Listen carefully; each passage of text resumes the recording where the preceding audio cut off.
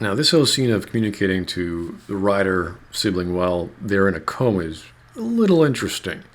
The average person who sees this probably doesn't care. Whatever, it's science fiction.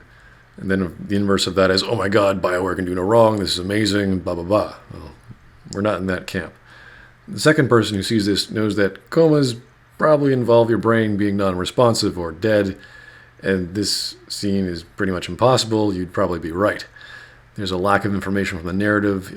You can't quite figure out what kind of coma the other writer sibling is in, and there's a lack of information about Sam, what Sam can do to fully explain how a connection is being made to this person's brain while in a coma. So let's take that idea and let's give them the benefit of the doubt and suspend our disbelief here and try to rationalize what's going on.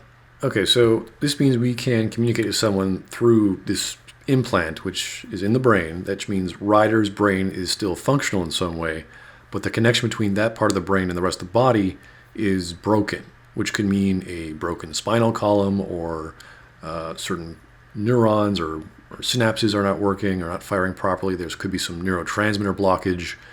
Specifically, that means that the auditory cortex is functional, or else Ryder wouldn't be able to hear anything or communicate back, even if Sam is simulating the signal for hearing something, unless Sam is acting like, I don't know, a surrogate brain, which I think is beyond the average writer's capacity at BioWare to write this scene into fiction or provides more insight into what Sam can really do.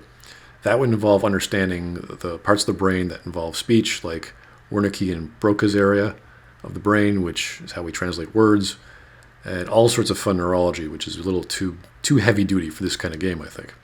So Ryder doesn't feel anything, which includes the functioning of her visual cortex, so thus she can't see anything or have visual dreams or memorize those sorts of dreams. So this scene is like talking to someone who can't sense anything except sound, with no sense of body, and obviously not being in full consciousness. So you'd be something like being in an isolation tank after going through a full body acupuncture session. You can't feel or sense anything except one voice, so you wouldn't really feel pain, you wouldn't feel anxiety, or you wouldn't have any thoughts racing through your head. It's kind of like one big meditation session, and how she can have conscious thought in all of this is very strange.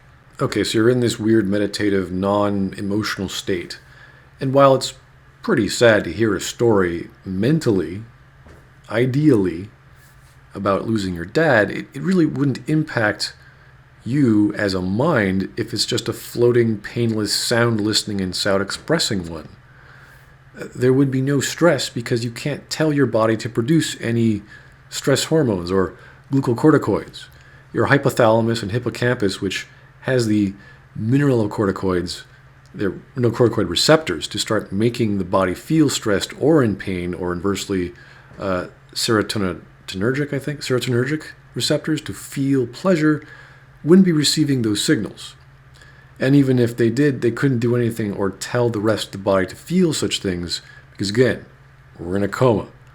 The hypothalamus is kind of like a command center of the brain, and it's obviously not doing its job if you're in a coma. There would be nothing to feel or express because it's not physiologically possible in this state.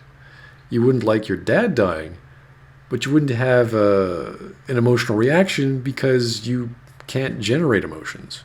Your peripheral nervous system is the conscious control over one's body, which you don't have because you're in a coma, while the autonomic nervous system, which Sam does have some control over, would be potentially the only cause of all this, either along the parasympathetic nervous system, which tells your adrenal glands to get your blood pumping, or somehow Sam is even more powerful and nefarious than we think, and he's simulating the concept of fear and pain and anxiety in Ryder. However, that would even work, and that's where you could jump into science fiction just fine. Okay, so how do we know that Sam is probably causing all this? Well, the Codex says that an implant, or the implant, is a two-way connection, giving full insight into the host's physical and mental state while allowing it to generate and alter electrical signals along the host's neural pathways that the body processes as its own. And two, according to the Glasgow coma scale, Ryder would be in a severe coma rated at a 3 or 4, meaning no eye opening, no verbal sounds, and only limited motor functions based on minor response to external stimuli, or in this case, internal stimuli, as we can see when she's having a conversation with her brother. So in this scene, it does raise some interesting questions about the mind and how powerful and limited the kind of connection that SAM implant can have on people.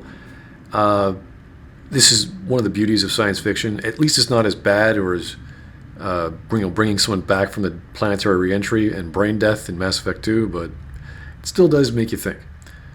Of course, what would Mass Effect Andromeda be without some form of melodramatic acting and bugs? Sarah.